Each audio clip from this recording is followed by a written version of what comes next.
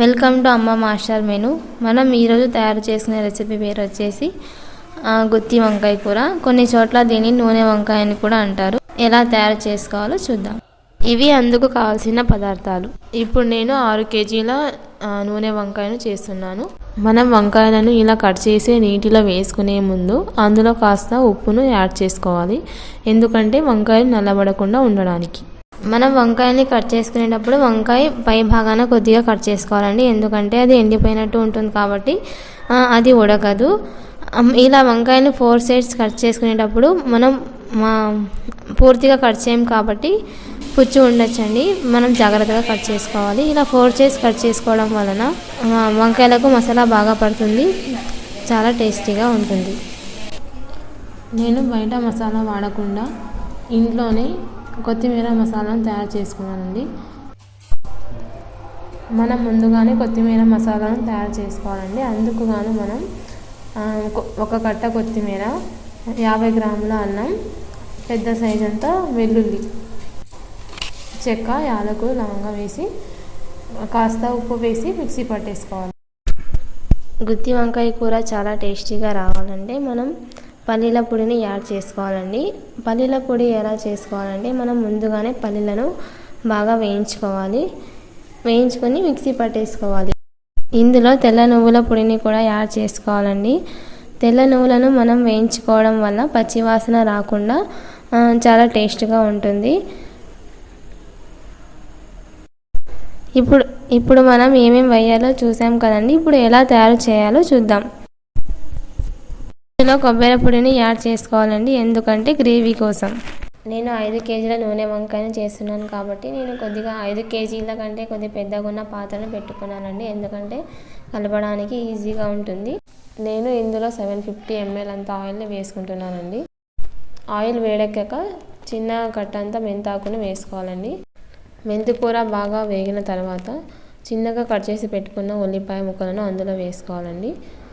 ఉల్లిపాయ ముక్కలు ఇలా బాగా వేయించుకోవాలండి. నూనెలో లైట్ బ్రౌన్ కలర్ వచ్చేంత వరకు మనం వేయించుకోవాలండి ఉల్లిపాయలను. తర్వాత టమోటా ముక్కలను వేసుకోవాలి.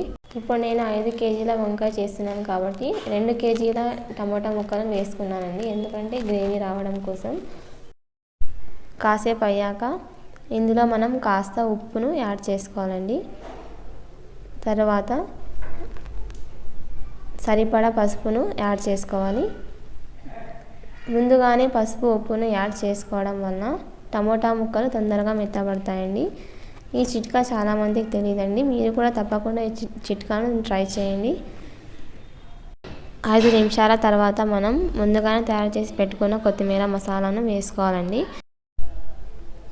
మనం బయట దొరికే మసాలా కంటే ఇలా ఇంట్లో తయారు చేసుకున్న మసాలాను వేసుకుంటే చాలా టేస్టీగా ఉంటుందండి. స్మెల్ కూడా బాగా వస్తుంది. మీరు కూడా ఇలా చేసేటప్పుడు బయట దొరికే మసాలా కాకుండా మనం ఇంట్లోనే ఇలా తయారు చేసుకొని వేసుకుంటే చాలా టేస్టీగా ఉంటుందండి. మసాలా వేగిన తర్వాత మనం ముందుగానే కట్ చేసి పెట్టుకున్న వంకాయ ముక్కలను వేసుకోవాలండి. నేను 5 కేజీల వంకాయలు చేస్తున్నాను కాబట్టి కొద్దిగా వేసుకుంటున్నానండి. మనం ముందుగానే నీళ్ళలో ఉప్పు వేసుకొని కోసుకున్న వంకాయలు అందులో వేయడం వల్ల ఎటువంటి మచ్చలు లేకుండా ఇప్పటి వరకు ఫ్రెష్గా ఉన్నాయండి. చేసిన తర్వాత కూడా ఎటువంటి మచ్చలు రాకుండా ఉంటాయి. అందుకే మనం నీళ్ళలో ఉప్పును కలుపుతాం. ఇందులో మనం ఒక్కొక్కటిగా ఇలా వంకాయలు వేసుకున్న తర్వాత మనం ఇందులో కారం వేసుకోవాలండి. నేనైతే 5 కేజీల వంకాయలు చేస్తున్నాను కాబట్టి 250 గ్రామ్స్ కారం వేసుకున్నానండి. ఎక్కువ స్పైసీ ఇష్టపడే వాళ్ళైతే కొద్దిగా ఎక్కువ వేసుకోవచ్చండి, తక్కువ తినే వాళ్ళైతే తక్కువ వేసుకోవచ్చు. నేనైతే 250 గ్రామ్స్ వేసుకున్నానండి. మనం ఇందులో పెద్ద గ్లాస్ అంతా 2 గ్లాసుల వాటర్ని వేసుకున్నానండి. వాటర్ వేసుకున్న తర్వాత కొద్దిగా ముందుగానే కలపకుండా కొద్దిగా మూత పెట్టేసుకోవాలండి. మనం మూత పెట్టుకున్న తర్వాత 5 లేదా 10 నిమిషాల పాటు వంకాయలను హై ఫ్లేమ్లో వేగనివ్వాలండి.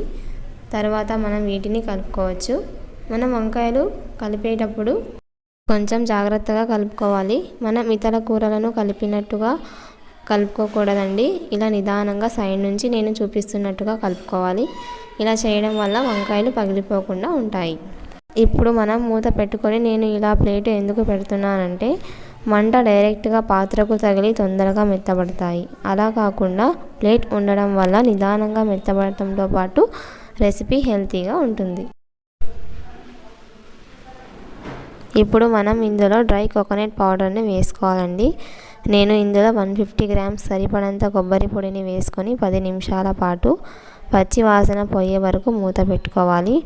ఇప్పుడు ఇందులో పల్లీల పొడిని యాడ్ చేయాలండి, మరియు తెల్ల నువ్వుల పొడి వెంటనే వేసుకొని కలుపుకోవాలి. ఈ రెండు ఇందులో వేసుకున్నాక వంకాయలను కలుపుకోవాలి.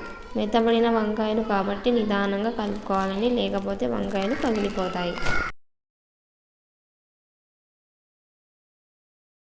వేసుకున్న పొడి బయట కనబడకుండా నిదానంగా కలుపుతూ కొన్ని నిమిషాల పాటు లో ఫ్లేమ్లో వేగనివ్వాలి.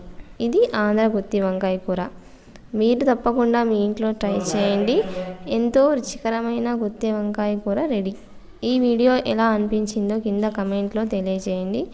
మరిన్ని వీడియోస్ కోసం మా ఛానల్ను సబ్స్క్రైబ్ చేసుకోండి.